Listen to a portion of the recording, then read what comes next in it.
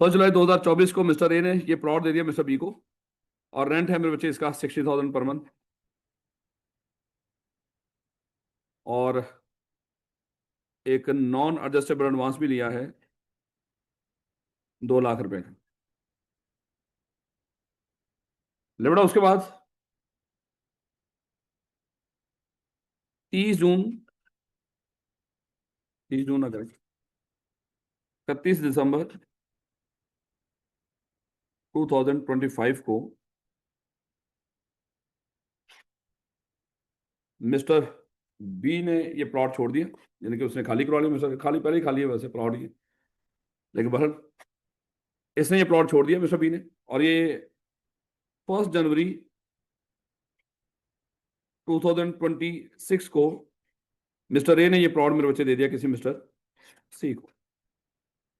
Mister सी से मेरे बच्चे तय हुआ हमारा 70,000 रेंट पर मंथ, और उससे हमने लिया है 3 लाख रुपया नॉन एडजस्टेबल एडवांस। मेरे बच्चों, टैक्स ईयर 2025 और टैक्स ईयर 2026, इसके लिए rent chargeable to tax just वो कैलकुलेट कर दो।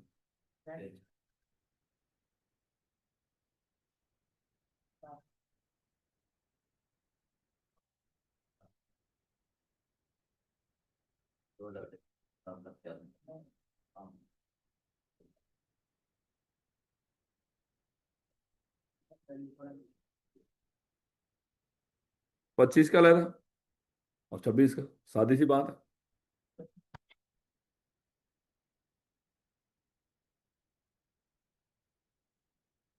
क्या क्या होगा, चलें आज क्योंकि क्लास जरा लेट शुरू हुई और फिर सैटरडे है, जल्दी खत्म करनी है, चैप्टर कंप्लीट करना है थ्योरेटिकली, और एक दो सवाल करके फिर इंशाल्लाह मंडे को मेरे बच्चे सैलरी शुरू करेंगे। और साथ इसके जो इसके कोई बहुत ज़्यादा पास पेपर नहीं है, कोई 4-5 सवाल है इंडिविजुअली, लेकिन जब भी मेरे बच्चे ओवरऑल हमारा जो इनकम का इसका आता है हमारा न्यूमेरिकल इनकम टैक्स का, तो उसमें लाजमी इसकी एडजस्टमेंट आती है, तो उस लिहाज से तो हमने रेडी लेना, लेकिन जो इंडिविजुअली इसका सवाल है वो तकरीबन वो थोड़ा सा कभी कभार ही आता है, तो 3-4 दफ़ा आया वो भी इंशाल्लाह हम कर लेंगे जो भी इसके पास पेपर हैं। ले बड़ा बताइएगा मुझे, income tax ordinance, sorry income tax ordinance, अगर हम टैक्स ईयर की बात करते हैं 2025 की, टैक्स ईयर 2025 के लिए मेरे मुझे बताएं इसका रेंट कितना बना हुआ है। वो तो सादी सी बात में 60,000 मल्टीप्लाई बाय 12, इसमें तो कोई दिक्कत नहीं। नॉन एडजस्टेबल एडवांस का बताओ कितना बड़ा वाला, कितना बड़ा वाला। और कल मैंने जाते हुए आप लोगों से रिक्वेस्ट की थी कि बेटा लॉ है, इस लॉ को आपने बड़े ध्यान से पढ़ना है, कानून है ना, जो भी ट्रीटमेंट हो रही होगी सारी कानून के मुताबिक हो रही होगी। तो जब हमने ट्रीटमेंट पढ़ा था नॉन एडजस्टेबल एडवांस का, क्या पढ़ा था, when the owner of focus, क्या कहीं पे बीच में बिल्डिंग एंड लैंड की बात हुई है या प्लॉट की बात हुई है? सिर्फ बिल्डिंग। जो नॉन एडजस्टेबल एडवांस होता है वो सिर्फ और सिर्फ बिल्डिंग का मेरे बच्चे रेंट में शामिल होगा, याद रखेंगे इस बात को। सिर्फ ये चीज चेक करना चाह रहा था, बाकी तो मुझे पता कि माशाल्लाह आपने 1 सेकंड में कैलकुलेशन कर देनी है, कोई दिक्कत ही नहीं। लेकिन रौला किस चीज का है कि नॉन एडजस्टेबल एडवांस सिर्फ और सिर्फ किसका है, where the owner of building, हर जगह उसने लैंड एंड बिल्डिंग का लफ्ज लिखा है, क्या यहाँ पे उसने जिक्र किया, सिर्फ बिल्डिंग का जिक्र किया उसने, यानी कि where the owner of building receive an advance which is not adjustable against against the rent, तो सिर्फ उसकी बात हो रही है मेरे बच्चों, याद रखोगे इसको, भूलोगे तो नहीं आप, पक्की बात। कहीं आएगा पेपर में सवाल पूछ लो फिर आप भूल जाए, ऐसा तो नहीं हो। चले चले भाग के वो यार ये इस बंदे ने जुल्म किया आज।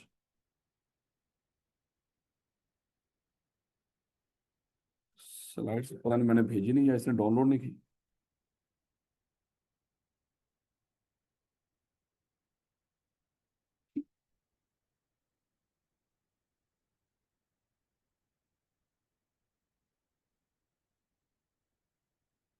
चले कोई बात नहीं बेटा, वापस आने। याद है ना हम डिडक्शन डिस्कस कर रहे थे मेरे बच्चों, अलाउेबल डिडक्शन डिस्कस कर रहे थे ऐसे ही था। और दस दिया करो, कोई याद नहीं वैसे, मैं तो थका बैठा हूँ, आप लोग मुझसे भी ज्यादा थके बैठे हैं। चलो मेरे बच्चे जल्दी जल्दी रिपीट कर दो। हमने डिस्कस किया था इनकम फ्रॉम प्रॉपर्टी में कौन कौन सी चीजें शामिल होंगी, सिर्फ तीन इनकम्स, सिर्फ तीन इनकम में इनकम फ्रॉम प्रॉपर्टी का हिस्सा बनती है। एक तो हमने डिस्कस किया था रेंट, और दूसरा नॉन एडजस्टेबल एडवांस। लेकिन अब आपको पता चल गया कि नॉन एडजस्टेबल एडवांस बड़ा वाज़ेह लिखा हुआ उसने, सिर्फ बिल्डिंग के मामले में होगा, यानी कि अगर प्लॉट वाली बात होगी तो उसमें ये नॉन एडजस्टेबल एडवांस नहीं आएगा। उसके बाद फोरफिटेड डिपॉजिट, फोरफिटेड डिपॉजिट में कोई दिक्कत नहीं, फोरफिटेड डिपॉजिट में बच्चे वो तो रेंट की उसमें डेफिनेशन में शामिल थे, है, चाहे वो लैंड हो चाहे बिल्डिंग हो, अगर कोई डिपॉजिट फोरफिट किया है वो तो मेरे बच्चे दोनों में शामिल होगा। तो तीन इनकम मेरे बच्चे इनकम फ्रॉम प्रॉपर्टी का हिस्सा थी, एक रेंट, एक अगर आपने कोई नॉन एडजस्टेबल एडवांस लिया हो, और तीसरा क्या था बड़ा, फोरफिटेड डिपॉजिट। फिर हमने नॉन एडजस्टेबल एडवांस का मेरे बच्चे ट्रीटमेंट डिस्कस किया था कि जो भी आपको नॉन एडजस्टेबल एडवांस मिलेगा बिल्डिंग के मामले में सिर्फ, उसका 1/10 आपने क्या करना है उसकी रेंट चार्जेबल टैक्स में ऐड करना है। फिर हमने डिस्कस किया था कि सर अज्यूम कर लो ये जो बंदा है ये 3 साल तक रहे, जो जिसे जिसने हमें नॉन एडजस्टेबल एडवांस दिया है, ये 3 साल तक, ये 3 साल तक वहां पे अगर बिल्डिंग में 1 2 3 साल में ये रहे, चौथे साल में अगर मान लो ये प्रॉपर्टी खाली करके जा रहा है और इसकी जगह पे कोई नया आ रहा हो, चौथे साल में इसकी जगह पे कोई नया कोई टेनेंट आ रहा हो, तो हमने डिस्कस किया था मेरे बच्चों, अगर आपको याद हो, कि इसने कोई 2 लाख रुपए एडवांस दिया हुआ था, और जो नया आया है उसने मान लो हमें 4 लाख रुपए एडवांस दिया है। मुझे ये बताएं इस एडवांस का और इस एडवांस का क्या ट्रीटमेंट करना था। बिल्कुल मेरे बच्चे, जो नया एडवांस मिला होगा, एक तो हमने ये पूर्व में डिस्कस की थी कि जिस साल में ये एडवांस मिलेगा आपको नॉन एडजस्टेबल, इससे कोई फर्क नहीं पड़ता चाहे आखिरी दिन मिले, आपने इसका 1/10 उसकी रेंट में ऐड कर देंगे, रेंट चार्ज टैक्स में ऐड कर देंगे। फिर हमने डिस्कस किया था कि जिस साल में वो छोड़ के जा रहा हो, चाहे वो पहले दिन ही छोड़ के चला जाए, चाहे वो आखिरी दिन छोड़ के जाए, इससे कोई लेना देना नहीं है, चाहे आखिरी दिन छोड़ के चला जाए, तो मेरे बच्चे उस पूरे साल के अंदर आप इसका 1/10 ऐड नहीं करेंगे जिस साल में वो छोड़ के जा रहा होगा, यानी कि आप एडवांस वापस कर रहे होंगे सादा अल्फाज में। तो इसका मतलब क्या हुआ, चौथे साल में जब ये इसका रेंट जो एडवांस हम वापस कर रहे होंगे, तो चौथे साल में तो मेरे बच्चे 1/10 ऐड नहीं होगा, तो 3 सालों तक तो इसका 1/10 ऐड हुआ होगा। तो पहले साल में कितना था बोला, 20,000, दूसरे साल में 20, तीसरे साल में रिड्यूसिंग बैलेंस मेथड तो नहीं ना लगाते कहीं पे ये ना हो कि माशाल्लाह 2 लाख में से पहले 20,000 लेस कर तो फिर 180 में से फिर आगे है, क्योंकि माशाल्लाह पढ़े लिखे बच्चे हो आप लोग, दो साहब ने अच्छा आपको पढ़ाया होगा। ले बेटा, तो ये कितने टोटल अमाउंट कितनी होगी बेटा, 60,000। जो नया एडवांस मिला था, जो नया एडवांस मिला था 4 लाख रुपए का, इसका क्या करना है, इसमें से लेस करेंगे 60,000 और डिवाइड कर देंगे दोबारा से 10 पे। ऐसे था मेरे बच्चों, कर लिया था हमने सारा कुछ, ये वैसे ही जब सवाल करेंगे तो उसमें आएगा, तो फिर इंशाल्लाह देख लेंगे, उसको सीख लेंगे। ले मेरे बच्चों, डिडक्शंस अलाउड हमने डिस्कस करना शुरू किए थे कि कौन कौन से खर्चे अलाउ होंगे। तो याद करें लास्ट हमने डिस्कस किया था सबसे पहले मेरे बच्चे, अगर आपको जब भी कोई बिल्डिंग देगा, अगेन मेरे बच्चे ध्यान रखना आपने, अगर तो पेपर में आपके क्वेश्चन में आई है बिल्डिंग, और बिल्डिंग के ऊपर आपको उसकी जो इनकम फ्रॉम प्रॉपर्टी कैलकुलेट करनी होगी, तो याद रखिएगा हमने डिस्कस किया था कि कोई खर्चा ना भी दिया हो, सिर्फ आपको रेंट दिया, कि मान लो कि आपने इस बिल्डिंग को रेंट पे दे दिया मुझे 50,000 पर मंथ के ऊपर, इस साल में आपने 50,000 पर मंथ के 1 जुलाई से लेके मान लो कि 30 जून तक ये बिल्डिंग मेरे पास है, आपने 50,000 पर मंथ के ऊपर मुझे रेंट पे दे दी, मुझे बस ये बताएं आपकी इनकम फ्रॉम प्रॉपर्टी कितनी आएगी। तो याद करें हमने डिस्कस किया सर 50,000 मल्टीप्लाई बाय 12, ये तो आ गया आपका 6 लाख रुपया। लेकिन हमने डिस्कस किया था बस 6 लाख रुपया इनकम फ्रॉम प्रॉपर्टी यही होगी। हमने कहा था कि चाहे कोई खर्चा ना बताए, आपको कुछ ना बताए, आपको पेपर में कोई इंफॉर्मेशन नहीं दी हुई, by default 1/5 of rent chargeable tax. और जब 1/5 रेंट चार्जेबल टैक्स हमने डिस्कस किया था, बोला कौन कौन सी चीजें उसमें शामिल थी, वो तीनों, उसमें फोरफिटेड डिपॉजिट भी शामिल है, उसमें रेंट भी शामिल है, उसमें अगर कोई मान लो कि नॉन एडजस्टेबल एडवांस है वो भी शामिल है। ये तीनों अमाउंट्स को जमा करके अगर हो, इनमें से हो सकता है फोरफिटेड डिपॉजिट हो ही ना, हो सकता है नॉन एडजस्टेबल एडवांस भी ना हो, तो खाली रेंट का ले लीजिएगा। लेकिन अगर ये तीनों हैं तो तीनों को इकट्ठा करके इसका 1/5 आपको स्ट्रेट फॉरवर्ड हमने डिस्कस किया था, ये खर्चे के तौर पे अलाउ होगा। ऐसे था मेरे बच्चों, और इसको क्या कहते हैं, रिपेयर एंड मेंटेनेंस का 1/5 ऑफ रेंट चार्जेबल टैक्स, वो स्टेट क्या होगा आपको लेस करने की इजाजत है। बात समझ आ रही कि नहीं। लेकिन अगेन किसके मामले में, बिल्डिंग मेरे बच्चों। फिर कल हमने डिस्कस किया था कि सर अगर बिल्डिंग, अगेन अगर प्लॉट को आपने इंश्योरेंस करवा रखी है ना, कहीं नहीं भागा जा रहा प्लॉट है, ये बाबा आदम इस्लाम के दौर से ये जमीन ऐसे ही है, कहीं नहीं गई किसी को, हुआ कि कोई खुदा ना खासा जमीन खराब होगी, जमीन ऐसे ही है, बिल्डिंगें खराब हो जाती हैं। हाँ, वो अलग मामला है, लेकिन जमीन रहती तो वहीं पे है, आती तो कहीं, लेकिन वो वापस आ जाए। क्योंकि अब दिमाग में आना शुरू हो गया कि कहीं पे सैलाब आते हैं तो वहां पे जमीन वो सारी मट्टी छोटी बहा के ले जाता है, वो कट पड़ जाते हैं बीच में, तो बंदा हमारा कंसेप्ट खराब करेगा। टैक्स वालों को इन चीजों का नहीं पता है। लेकिन बस कह रहे कि एनी प्रीमियम पेड, याद करें कल हमने डिस्कस किया था कि अगर हम इस बिल्डिंग को इंश्योरेंस करवा लें तो भाई इंश्योरेंस किस चीज की करवाई होगी कि सर अगर सैलाब की वजह से, किसी आग की वजह से, या कोई जलजले की वजह से खुदा न खासा इस बिल्डिंग को नुकसान पहुंचे, तो इंश्योरेंस वाले क्या कर देंगे, उसको कंपनसेट कर देंगे। सादा अल्फाज में हम चाहते हैं ये बिल्डिंग इसी तरह सलामत रहे, और टैक्स वाले भी यही चाहते हैं। टैक्स वाले कहते हैं आप भी सलामत रहें और आपके ये जितने सोर्सेज ऑफ इनकम है ये भी सलामत रहें, क्योंकि इन्हीं से टैक्स वालों को फायदा होगा। तो टैक्स वाले आपको खुद रिलैक्सेशन दे रहे हैं कि सर अगर आपने बिल्डिंग को, ये कल मेरे बच्चों हमने डिस्कस कर ली थी ये चीजें, हम रिपीट कर रहे हैं इसलिए जस्ट उसको डिस्कस कर रहे हैं।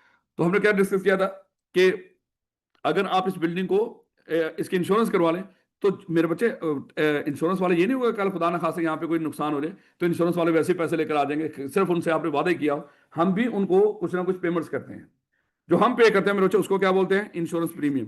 तो हम भी उसको इंश्योरेंस प्रीमियम पे करते हैं, बदले में इंश्योरेंस वाले क्या करते हैं, अगर नुकसान हो तो हमें कंपनसेट करते हैं, इंडेमनीफाई करते हैं। अब टैक्स वालों ने ये कह रखा है कि सर अगर आपने बिल्डिंग की इंश्योरेंस करवा रखी हो ना, और मान लो कि आप इंश्योरेंस का कोई प्रीमियम पे करते हो, ये भी आपको लेस करने की इजाजत है। याद रखेंगे इस बात को। भाई मुश्किल तो नहीं ना सर, जैसे गुस्से में बैठे हो सर, तो ये भी हमने कल डिस्कस कर दिया था। हमने कहा था कि मेरे बच्चे बड़ा वाजे करके वहां पे पेपर में लिखा होगा कि इस प्रॉपर्टी के ऊपर हमने कोई प्रॉपर्टी टैक्स पे किया है। अगर लफज कोई खाली प्रॉपर्टी टैक्स की बात कर रहा होगा, क्योंकि ये जो हम पढ़ रहे हैं, ये जो पढ़ रहे हैं, जो हमारा सिलेबस है, ये है इनकम टैक्स ऑर्डिनेंस 2001। अगर वो कहे कि हमने इस प्रॉपर्टी के ऊपर जो टैक्स पे किया प्रॉपर्टी टैक्स, वो in accordance with income tax ordinance 2001 के मुताबिक पे किया है, फिर तो मेरे बच्चे वो लेस करने की इजाजत नहीं होती। लेकिन इस प्रॉपर्टी के ऊपर हमने कल डिस्कस किया था, कोई एलडीए के कुछ चार्जेस हो सकते हैं, एलडीए को टैक्स ले रही होगी, या कोई म्यूनिसिपल कॉर्पोरेशन को टैक्स ले रही होगी, या हो सकता है पंजाब गवर्नमेंट किसी तरह का इस बिल्डिंग के ऊपर हमसे टैक्स ले रही हो, और इसी बिल्डिंग को हमने आगे रेंट पे दिया हो। तो यहाँ पे कानून हमें इजाजत देता है ये वाले जो टैक्सेस हैं, ये टैक्स इनकम टैक्स ऑर्डिनेंस 2001 वाले नहीं, बल्कि ये उससे हटके कोई लोकल गवर्नमेंट्स वगैरह टैक्स ले रही होंगी, ये टैक्सेस आपको ये ऐसे ही जैसे आपका खर्चा है इसको लेस करने की इजाजत है। याद रखोगे विरोज। उसके बाद जैसे मान लो कि कोई हाउसिंग सोसाइटी में आपका घर होना, तो वो कोई 3 से 5 हज़ार रुपया चार्ज करते हैं पर मंथ, सफाई सफाई इस तरह की चीजों का, वो आपने पे करना ही करना है। तो खैर वो भी एक्सपेंस में आता है, वो उसको यहाँ पे रहने दो। ले बेटा यहां से हमने पढ़ना शुरू करना था। Any ground rent paid or payable by the person in the year in respect to the property. यानी कि अब इसका पहले कॉन्सेप्ट जब तक नहीं समझोगे इसका नहीं पता चलेगा ये है कि मिस्टर ए मेरे बच्चे, मिस्टर ए के पास एक पड़ा हुआ था प्लॉट, एक प्लॉट पड़ा हुआ था। इसके पास आया मिस्टर बी। मिस्टर बी ने आगे मिस्टर ए को कहा कि मिस्टर ए भैया ये प्लॉट ना मुझे रेंट पे दे दो, ये प्लॉट मुझे रेंट पे दे दो। उसने क्या क्या करना है पूछ ही लेता ना बंदा यहाँ पे। मिस्टर ए ने मिस्टर बी से पूछ लिया तूने क्या करना है, वो कहता मैंने यहाँ पे घर बनाऊंगा। क्या करूंगा, घर बनाऊंगा। क्या कर रहा है वो, प्लॉट रेंट पे ले रहा है, और पूछने में क्या बता रहा है उसको कि मैं यहाँ पे घर बनाऊंगा। कहते लेवल नहीं होगा तेरा, मैं पागल हूँ, तुझे तुझे प्लॉट दे दूँ, तू यहाँ पे घर बना के बैठा होगा। कहते तू परेशान क्यों हो रहा है, तू ऐसा करना, ये प्लॉट मुझे 10 साल के लिए, 15 साल के लिए, 20 साल के लिए, जो भी है मुझे दे दे। जैसे मान लो कि पीसी शीसी जैसे हम डिस्कस करते हैं, ये सारे रॉयल पाम इस तरह के हैं, 100 साल की लीज पे ले लो, और उनसे रेलवे वालों से प्रॉपर्टी, और यहाँ पे रॉयल पाम बना लो, इतना बड़ी बिल्डिंग। वो भी तो मेरे ग्राउंड में रेंट पे लिया हुआ ना, लीज पे लेने का मतलब क्या, रेंट पे लिया हुआ है। तो इतनी बड़ी बिल्डिंगें जब बन सकती हैं तो ये भी तो बन सकता है। अच्छा हुआ क्या, तो मिस्टर बी ने मिस्टर ए को बताया कि भैया यहाँ पे मैं घर बनाऊंगा। वो कहता है कि मैं फिर इस तरह प्लॉट आपको क्यों दूं, आप घर बना लोगे, कब्जा कर लोगे इसको। कहता है नहीं नहीं कब्जा नहीं, आपने जब मुझसे ये वापस लेंगे तो मैं आपको दोबारा प्लॉट बना के दे दूंगा, घर खत्म कर दूंगा इसके ऊपर। ये घर मैं बना रहा हूँ अपने लिए, आपसे मैं सिर्फ वो प्लॉट रेंट पे ले रहा हूँ। तो मान लो 10 साल के लिए, 20 साल के लिए रेंट पे ले रहा हूँ, उसके बाद मैं क्या कर दूंगा, इसको खत्म कर दूंगा इसके ऊपर से। उसने कहा कि फिर तो मुझे कोई एतराज नहीं। अच्छा अब देखना, मिस्टर ए ने उसको प्लॉट रेंट पे दे दिया, मान लो 50,000 रुपया पर मंथ के लिहाज से उसको प्लॉट रेंट पे दे दिया। मुझे ये बताओ मिस्टर ए की ये जो इनकम होगी, मिस्टर ए की जो खुद की इनकम होगी, ये कौन सी होगी, फिलहाल अभी तक, अभी घर नहीं बना वहां पे कुछ नहीं, ये क्या होगी, इनकम फ्रॉम प्रॉपर्टी। अभी तक तो इनकम फ्रॉम प्रॉपर्टी है। लेकिन मेरे बच्चे क्या हुआ, उसके बाद मिस्टर ए ने जब ये घर मिस्टर बी को दे दिया, ये प्लॉट दे दिया, मिस्टर बी ने यहाँ पे घर बनाया, मिस्टर बी ने यहाँ पे मेरे बच्चे घर बनाया प्रॉपर। जब बन गया, मिस्टर बी ने इस घर को दे दिया आगे किसी मिस्टर सी को 1 लाख रुपया पर मंथ के लिहाज से रेंट पे दे दिया हम लोग। अब मुझे एक चीज बताओ, इस बिल्डिंग का मालिक कौन है, बिल्डिंग का मालिक कौन है? देखो, हम जमीन की बात नहीं कर रहे, हम बात कर रहे हैं बिल्डिंग की। ये तो उसने कहा कि जब मैं आपको जमीन वापस करूंगा क्या करूंगा भाई, इसको गिरा दूंगा। वो मालिक है। तो इस बिल्डिंग का मालिक कौन है? Mister B. अब जरा रेंट की डेफिनेशन पढ़ो। उसमें क्या था कि रेंट किसको बोलते थे? जब owner of the building or land, land और बिल्डिंग का जब ऑनर किसी से कोई रेंट ले रहा हो तो मेरे बच्चे वो उसकी इनकम फ्रॉम प्रॉपर्टी में ऐड होगा। ऐसे ना मेरे बच्चे? इसका मतलब बिल्डिंग का मालिक कौन है? Mister B. अब मिस्टर बी ने अगर इस बिल्डिंग को रेंट पे दे दिया मिस्टर सी को, ये जो मिस्टर सी को रेंट मिल रहा है ये मिस्टर बी की क्या है? इनकम फ्रॉम प्रॉपर्टी है। ये मिस्टर बी की इनकम फ्रॉम प्रॉपर्टी है। अब मान लो इस साल में मिस्टर बी की इनकम फ्रॉम प्रॉपर्टी उसने 1 जुलाई को दे दिया, तो मेरे बच्चे उसकी रेंट कितना निकलेगा बोला? 12 लाख रुपया। ये मेरे बच्चे आ गया उसका रेंट। अब इसको कुछ खर्चे अलाउ होंगे। कौन से खर्चे अलाउ होंगे? लेस अलाउड डिडक्शन लिखना हो लिख दो, अदरवाइज लेस काफी है, लेस लफ्ज काफी। क्या लेस करोगे इसमें से?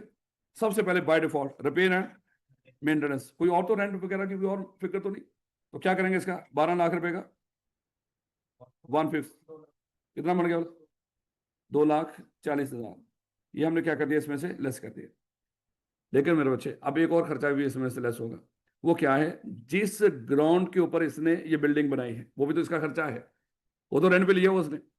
तो कानून इसको यहां पे इजाजत देता है कि इस तरह का जो ग्राउंड लेकर आप उस पर बिल्डिंग बना के आगे रेंट पे दे रहे हो, तो इस तरह के जो ग्राउंड का रेंट होगा जो आप पे कर रहे हो, लेकिन वो यहां पे इनकम फ्रॉम प्रॉपर्टी का क्या ट्रीट होगा? खर्चा। मिस्टर बी का वो क्या ट्रीट होगा? देखो, ग्राउंड जो नीचे लेकर उसने बिल्डिंग बनाई हुई है उसका रेंट भी तो पे कर रहा है ना, वो भी तो उसका खर्चा हो रहा है ना। वो ग्राउंड लेता ना ही उस पर बिल्डिंग बनती, ना ही उस पर प्रॉपर्टी ये इनकम फ्रॉम प्रॉपर्टी आती, ना ही टैक्स वाले बाहर खड़े होते टैक्स लेने के लिए है। तो टैक्स वालों को ये भी तो बता रहे होंगे ना, भैया ये जो हमने ग्राउंड लिया हुआ रेंट पे, तो वो भी तो मेरा खर्चा हो रहा है। वो क्या टैक्स वाले कहते हैं बिल्कुल वो भी तो आपका खर्चा है। तो इसका मतलब मुझे मजीद क्या लेस करने की इजाजत होगी? Ground rent 50,000 per month. ऐसे में रचो तो 6 लाख रुपया ये भी हो गया। तो बताओ मेरे बच्चे इसका इनकम प्रॉपर्टी कितनी निकली? 3,60,000। अब यहां तक की तो बात सही होगी सर। लेकिन सर उसका क्या करना है? जो मिस्टर ए को जो हम 50,000 दे रहे हैं उसका क्या करना है? क्या वो जो 50,000 उसको मिल रहा है क्या वो भी इसकी इनकम फ्रॉम प्रॉपर्टी होगी? मिस्टर ए की क्या इनकम फ्रॉम प्रॉपर्टी होगी? कानून कहता नहीं। इसको जाके हम पढ़ेंगे। ये आपको चौथी इनकम मिल गई इनकम फ्रॉम अदर सोर्स की। ये आपको चौथी इनकम मिल गई इनकम फ्रॉम अदर सोर्स की। अगर आप किसी को कोई प्लॉट रेंट पे दे दें और वो बंदा उस पर बिल्डिंग बना के आगे रेंट पे दे के बैठा हो, तो जो आप उससे ग्राउंड रेंट ले रहे होंगे ये आपकी इनकम फ्रॉम प्रॉपर्टी नहीं होती, इनकम फ्रॉम अदर सोर्स में जाएगी। जब हम चैप्टर नंबर 10 में पढ़ेंगे इनकम फ्रॉम अदर सोर्स, वहां पे एक ग्राउंड रेंट आएगा। जब वो ग्राउंड रेंट आएगा तो मैं आपको सीधा आके यहाँ पे लिंक करूंगा मेरे बच्चों। कि याद करें जब हमने प्रॉपर्टी पढ़ा था, एक बंदे से क्या किया था? प्लॉट रेंट पर लेकर उसके ऊपर घर बना के आगे रेंट पे दिया था। तो जो जो तो बंदा मेरे बच्चे जिसने तो बिल्डिंग बनाई है उसकी इनकम फ्रॉम प्रॉपर्टी होगी। लेकिन यहाँ पे जिसको ये ग्राउंड रेंट मिल रहा है उसका क्या होगा? इनकम फ्रॉम अदर सोर्स में चला जाएगा।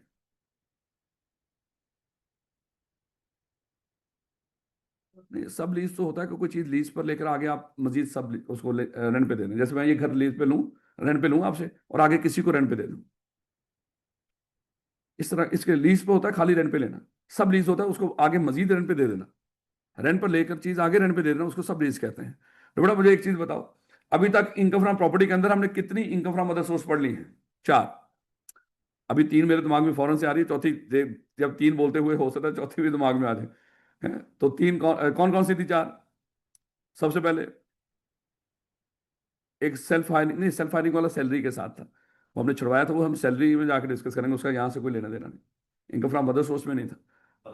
प्लांट एंड मशीनरी समेत अगर हम बिल्डिंग रेंट पे देते हैं, एक हो गया। दूसरा, अगर हम कोई अमेनिटीज यूटिलिटीज सर्विसेज का कोई पैसा चार्ज कर रहे हो है, तो उसको भी हमने डिस्कस किया था। खुद सोचे ये वाईफाई ये सारा कुछ आप कोई इसकी सहूलतें दे रहे हो साथ, इसके भी पैसे चार्ज कर रहे हो टेनेंट से, तो ये तो हमने डिस्कस किया था ये तो रेंट पे नहीं जाएगा। तो ये भी हमने डिस्कस किया था किस में जाएगा? इनकम फ्रॉम अदर सोर्स के अंदर। उसके बाद हाँ, अगर कोई बिल्डिंग आप रेंट पर लें और उसको आगे रेंट पे दे दें, बिल्कुल ये चौथा, ये मेरे अभी दिमाग में नहीं आ रहा था, जो हालांकि उसने सब लीज बोला भी था। तो रेंट पर लेकर आगे बिल्डिंग रेंट पे दे दें, यानी कि हमने अजीम कर लो हमारी एग्जांपल ले लो, हमने ये रेंट पर ली हुई है। अजीम कर लो हालात देखे, हमने कहा कि गोली मारो भैया, बंद कर रहे हैं। लेकिन उसके साथ हमने 5 साल का कॉन्ट्रैक्ट किया हुआ, खाली नहीं कर सकते, अगर खाली करेंगे भी उसको हम रेंट पे करेंगे। हमने कहा खाली क्यों रखनी है, हम इस बिल्डिंग को आगे किसी को रेंट पे दे देते हैं। तो टेनेंट आगे रेंट पर देकर मेरे बच्चे अगर रेंट कमा रहा होगा तो उसकी इनकम ना प्रॉपर्टी, क्योंकि ऑनर नहीं है ना, ऑनर नहीं है, ना उसका बिजनेस है, ना उसकी सैलरी है, ना ही उसका कैपिटल गेन है, और ना ही मेरे बच्चे वो इनकम फ्रॉम प्रॉपर्टी है। तो वो किस में जाएगा, इनकम फ्रॉम अदर सोर्स में। वो अभी अभी करेंगे उसको, कर लेंगे। अभी आ रहा है ना उसका, मतलब थोड़ा सा आगे सवाल भी आ जाएगा, ये आखिरी पॉइंट है उसका, तो थोड़ा थोड़ा सा रुक जाएगा। चलें, उसने कहा कि सर यूटिलिटीज वाला, वैसे अभी तक वो खर्चा या उस तरह की कोई सिनेरियो आया तो नहीं वैसे। चलिए मुझे ये खत्म कर लेना, मैं आपको एग्जांपल देकर उसको समझा देता हूं। बेटा ये चौथे पॉइंट की समझ आई।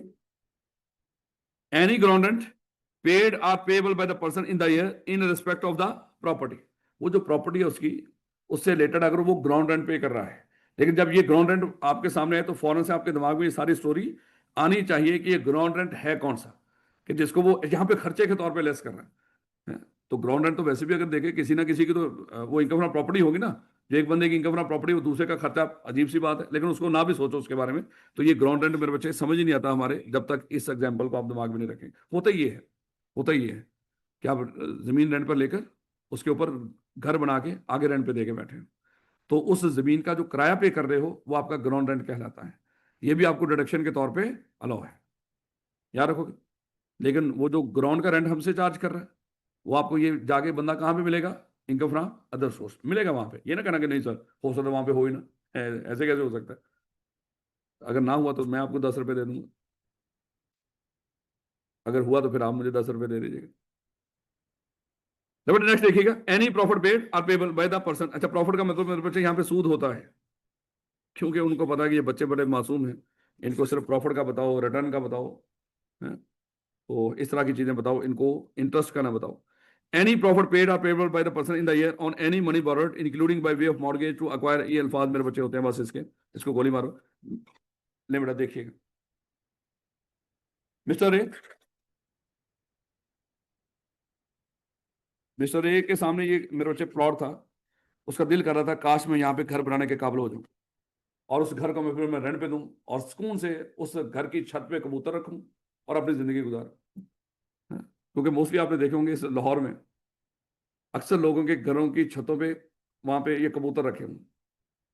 ये वेले लोग हैं, घर 2-3 पोर्शन बनाए हुए हैं, बाकी पोर्शन रेंट पे हैं, और सारा दिन माशाल्लाह कबूतर ना कबूतर बने बैठे रहते हैं। तो खैर, फिर भी अगर आपका भी मन कर रहा हो इस जल्दी से कोई यहाँ पे टुकड़ा जमीन का खरीद लो, उसकी 3-4 मंजिला बनाओ, सारे रेंट पे दे के सारा दिन छत पे बैठे रहो। ये आपके पास एक सौखा तरीका है, बच्चे इनकम तो आ रही है ना, 60-70 हजार लाख रुपए वो कमा रहा है सारा दिन बैठ के सुकून से, और साथ कबूतरों से खेल रहा है। भाई बेशर्मी है, क्या शौक है, तरीके से रख ले उसका, सारा दिन घर में पड़ा रहता है गंदा मंदा है, लेकिन पर शौक भी है, कहते हैं लामा इकबाल ने भी रखे हुए। नहीं बेटा, अच्छा मिस्टर ए का ये सामने प्लॉट है, लेकिन उसका मन क्या कर रहा है कि यहाँ में मैं घर बना लूं, लेकिन घर बनाने के लिए उसके पास पैसे नहीं। ये मिस्टर ए गया किसी बैंक के पास, किसी बैंक के पास, और बैंक को जाके कहा कि सर मुझे लोन दे दें। बैंक से इसने एज्यूम कर लो, सादा रख लेते हैं, अभी 1 मिलियन का लोन ले लिया मेरे बच्चों। और जब ये लोन लिया तो साथ बैंक ने कहा कि सर 10% हम इंटरेस्ट भी चार्ज करेंगे इसके ऊपर। अच्छा, जब ये 1 मिलियन का लोन लेकर घर गया, चले अब मैं घर बनाता हूँ, तो वहीं वहीं पे मान लो कि इसका एक बच्चा मिस्टर बी वो बैठा हुआ था, उसने कहा कि अब्बा मैंने एडमिशन लेना है और मुझे 2 लाख रुपया दे दो। उसने क्या किया, इस 1 मिलियन में से 2 लाख रुपया किसको दे दिया, अपने उस बच्चे को दे दिया, जाओ भैया तू तो जाके पढ़। और 8 लाख रुपए का यहाँ पे घर बना लिया। लोन कितने का लिया, 1 मिलियन का, 10 लाख रुपए का।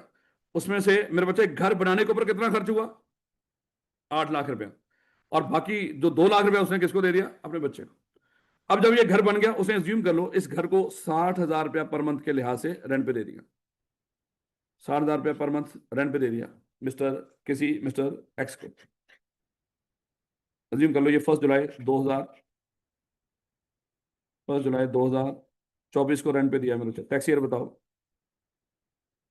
Tax year 2025। तो टैक्स ईयर 2025 के लिए मुझे इसकी, जो मिस्टर ए है, इसकी इनकम फ्रॉम प्रॉपर्टी कैलकुलेट करके दो मुझे।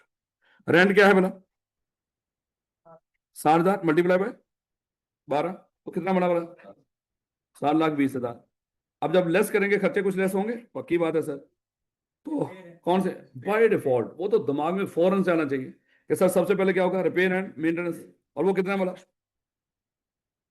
इसके अलावा तो कोई वो नहीं है ना बच्चे, कोई रेंट चार्ज टैक्स। अगर फोरफिटेड डिपॉजिट होता कोई है, इसी प्लॉट को पहले मान लो कि उसका दिल क्या था, मैं इसको बेच ही देता हूँ यार, है नहीं इसका कुछ बन रहा, लेकिन उसने क्या कर लिया था, किसी ने कॉन्ट्रैक्ट किया लेकिन वो मुकर गया, फिर इसने उससे वो पैसे पकड़े जो भी, और उसी प्लॉट पे बिल्डिंग बना के उसको रेंट पे दे दिया। वैसे ही समझाने के लिए बात कर रहा हूँ। तो हो सकता है उसने कोई कोई इसी बिल्डिंग से रिलेटेड या इसी प्लॉट से रिलेटेड कोई डिपॉजिट भी फोरफिट किया हो। नहीं ना समझे? गोली मारो बस, बस एम एम क्रिएट कर रहा हूँ ताकि अगर कोई हो। मैं ये कहना चाह रहा हूँ 1/5 जो लेना है वो किसका लेना है? रेंट चार्जेबल टू टैक्स का, बस ये ध्यान रखना है। और रेंट चार्जेबल टू टैक्स में सिर्फ रेंट नहीं होगा, उसमें अगर फोरफिटेड डिपॉजिट हो तब भी, और अगर ये बिल्डिंग हो तो उसका 1/10 भी नॉन एडजस्टेबल एडवांस का भी। लो बेटा, तो 7,20,000 का कितना होगा? 144। तो बेटा बस यही लेस होगा या कुछ और भी होगा? सर कुछ और भी। और वो कितना है? अब अगली बात, interest on loan. Interest on loan अब कितने पे मेरे बच्चे? हाँ, ये ध्यान रखना है।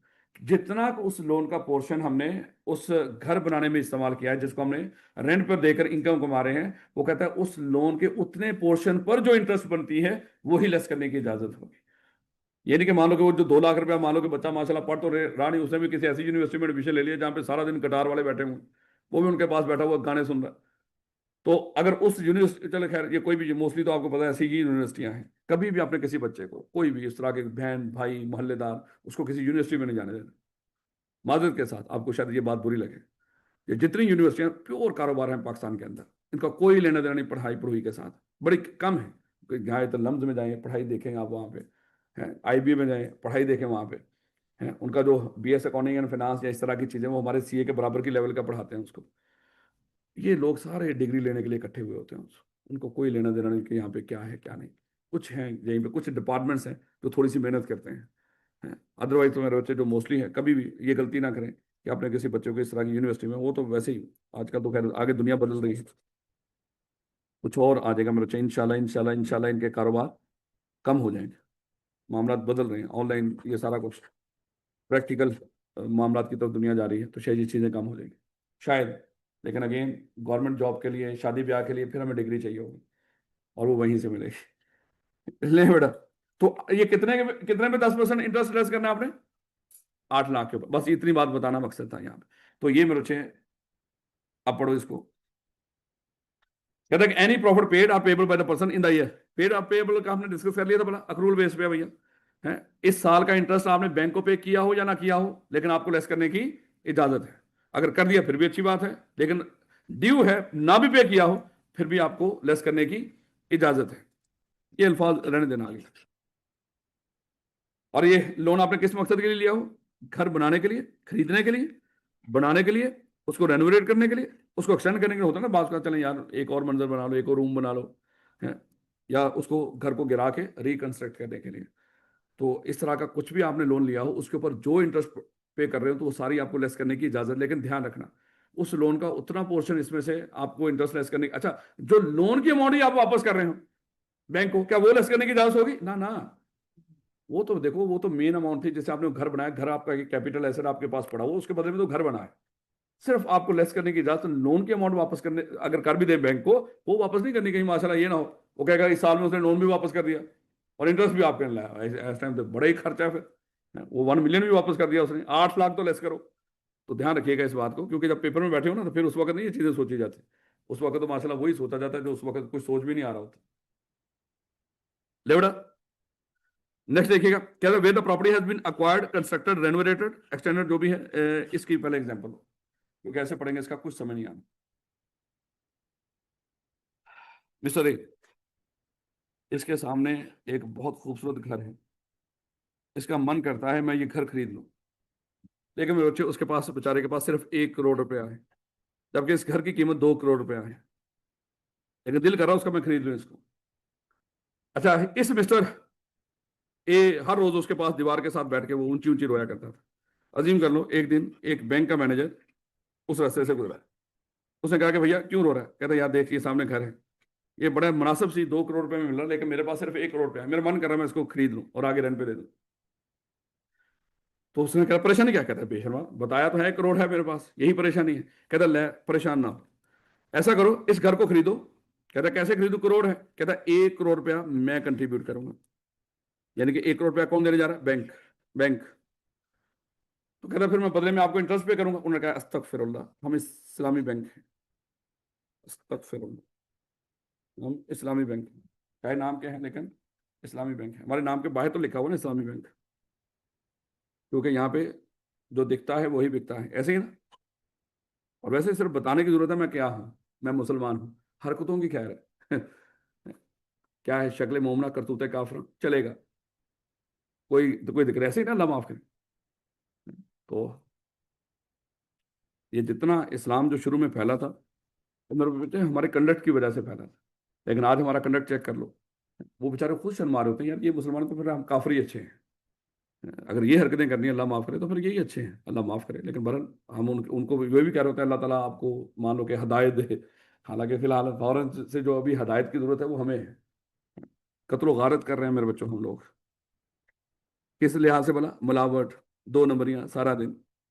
डॉक्टर मेरे बच्चे कहते हैं पाकिस्तान में 95% जो मेडिसिन रिकमेंड की जाती है डॉक्टर्स की तरफ से, ये वसीयत हैं, वो कंपनीज की रिकमेंडेड की जाती है, जो कंपनीज जिनको पे करती है वो उसी की बताई हुई मेडिसिन आगे रिकमेंड करते हैं। इससे कोई फर्क नहीं पड़ता वो महंगी है, सस्ती है, फायदा है, नुकसान है, इससे उनको कोई लेना देना नहीं। 95% जो डॉक्टर बैठे होते हैं माशाल्लाह। लेकिन आप आसान तरीका, आप सीधे जाते हो स्टोर के ऊपर, उसको कहते हो मुझे सर दर्द हो रहा है, मुझे यहाँ पे दर्द हो रही है, ये काम अच्छा है। वहीं पे मेडिसिन लेकर आ जाओ, ये भी अच्छा है। अच्छा मजे की बात है, उसको भी वो वही वही बता रहे होते हैं जो करना है। लेकिन बार गोली मारो वापस आओ। लेवड़ा बाज कहाँ से शुरू हुई थी? अस्तगफिरुल्लाह से। हम क्या हैं? इस्लामी बैंक है। हम आपसे सूद नहीं लेंगे सर, हम आपसे इंटरेस्ट चार्ज नहीं करेंगे। तो कहता फिर क्या करोगे? आपने करोड़ रुपया दिया हमें, लेकिन मैं आपको क्या दूंगा? कहता कि देखो ये घर है, अज्यूम कर लो ये घर आप लेना चाह रहे हो ना, इसके ऐसा करते हैं, अज्यूम कर लो हम इसके हिस्से कर लेते हैं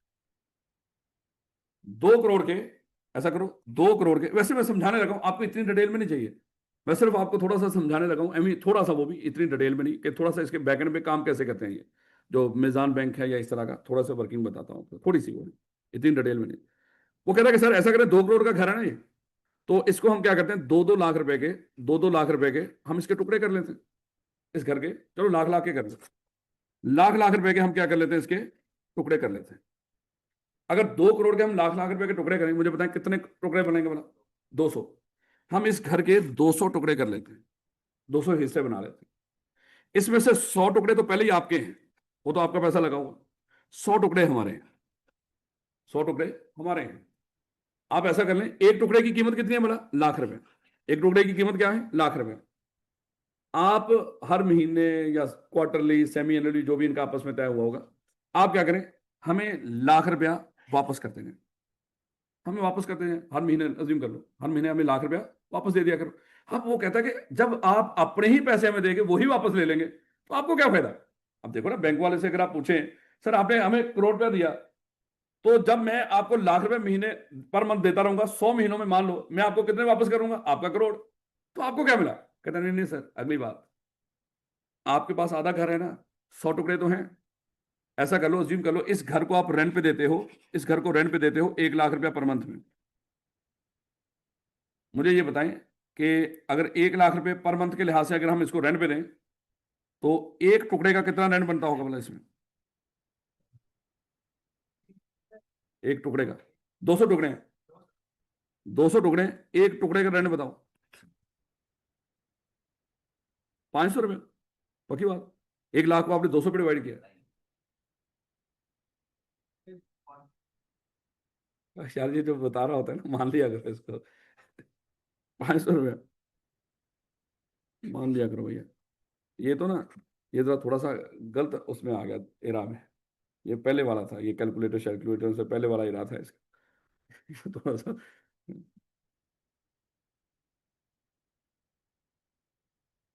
अच्छा मैं एक चीज बताऊं, वो क्या है, वो जो बाबा, जो वो एक खातून नहीं थी नबीना, जो पेशन गोइयां करती थी फ्यूचर का, हर साल के बारे में उसने पेशन गोइयां कर रखी है। बाबा वांगा या कुछ इस तरह का, वांगा या वांगा कुछ इस तरह का। अच्छा, उसकी साल 2025 की एक पेशन गोई है। एक तो ये जंगों का भी है उसका, कि जो इसराइल उसकी जंग लगी हुई है। दूसरा उसका ये भी है कि साल 2025 में आप लोगों की जो मुलाकात है वो खलाई मखलूक से होगी पहली दफा। किसी स्पोर्ट्स उसके ऊपर वो खलाई मखलूक उतरेगी। खलाई मखलूक। उसने शायद अगर कॉलेज का होता तो हम मान लेते भैया कि भाई 1 सेकंड में उसको कर रहे हो तो कहीं खैर वापस आए। लेवड़ा वापस आए, इसमें अभी ना कर लेना है लेवड़ा। अच्छा, अगली बात, कहते सर हम आपसे पूरे पैसे वापस नहीं लेंगे। आपने देखो, 100 हिस्से तो आपके हैं, 100 हिस्सा हमारा भी तो है। और एक हिस्से का रेंट कितना है? 500। जितने हिस्से आपके पास हैं, ये घर तो आपके पास है ना फिलहाल, है। आप हर महीने क्या करोगे? एक, अगर मान लो ये 100 हिस्से हैं, वो कहते हैं एक एक हिस्सा करके हमसे खरीदते जाओ, हर महीने में लाख रुपए दे दिया करो। कहता खाली लाख दूंगा? कहता नहीं नहीं, हर महीने आपने क्या करना है, उसका 500 × 100, 500 × 100। 100 हिस्से अभी आपके पास ही ना हमारे, यूज तो आप कर रहे हो, रेंट पर तो आप देकर बैठे हो ना। तो आपने वो रेंट भी हमें देना है, वो रेंट भी हमें देना है। और दूसरा, कल इस घर की जो वैल्यू बढ़ रही होगी, जब तक आप सारे ले नहीं लेते, कल मान लो कि इसकी वैल्यू बढ़ के मान लो कि 2 करोड़ की बजाय वो 2.25 करोड़ होगी। तो जितने हिस्से बैंक के होंगे, उन हिस्सों में जितनी उसकी वैल्यू अप्रिसिएशन आती होगी, वो भी आप हमें पे करें।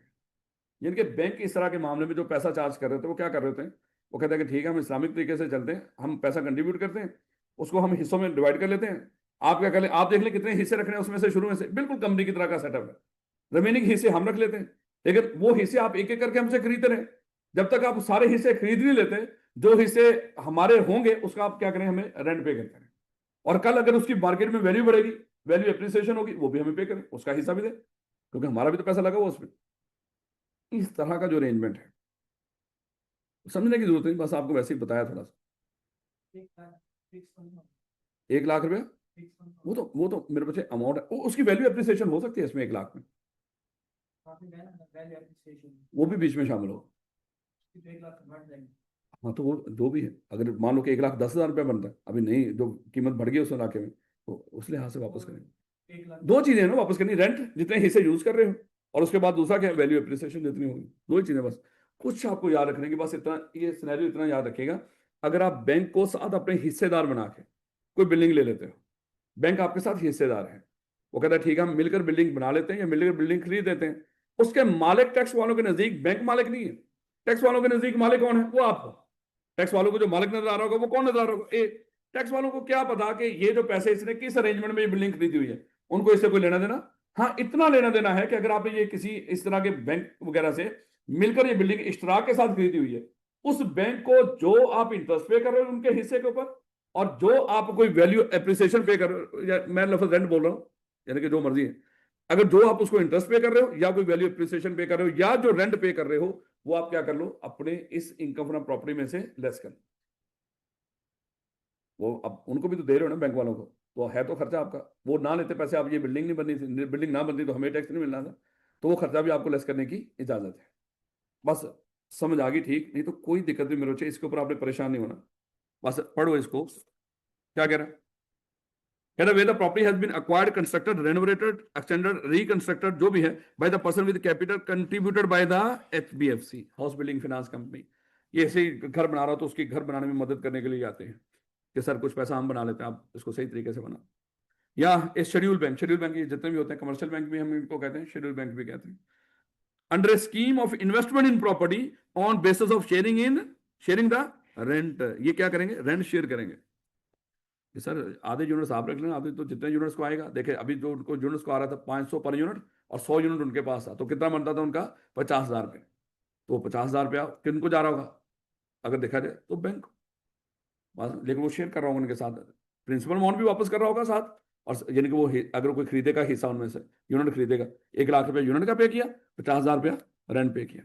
जब अगली दफा वो पे करेगा, एक हिस्सा पहले ही वो खरीद चुका होगा, अगली दफा जो रेंट पे करेगा कितने हिस्सों का पे करेगा, 99 हिस्सों का। जैसे जैसे हिस्से खरीदता जाएगा, रेंट भी पर हिस्सा कम होता जाएगा।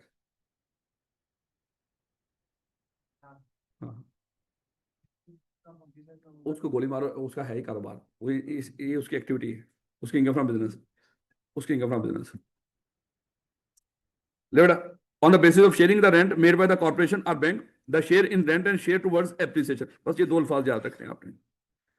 इतना वो देगा नहीं आपको, इस तरह की वो चीज़ देगा नहीं। ये तो थ्योरेटिकली आप लिखी हुई है, समझाना मेरी जिम्मेदारी है। बस मैं आपको समझा रहा हूँ कि वो जो रेंट पे कर रहा होगा और वो जो वैल्यू एप्रिसिएशन होगी उसकी उसकी मद में पे कर रहा होगा, तो यहाँ पे आपको इजाजत है, उसको क्या कर सकते हो, उसको लेस कर सकते हैं।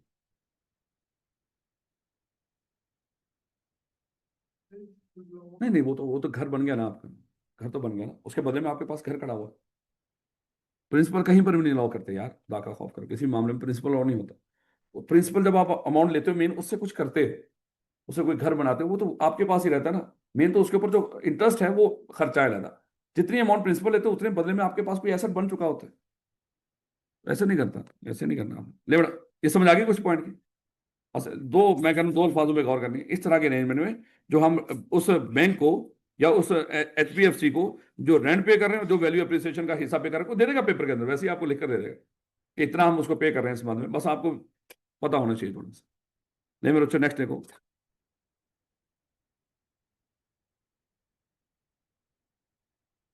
नहीं नहीं, वो तो हमारा अलग अरेंजमेंट है ना।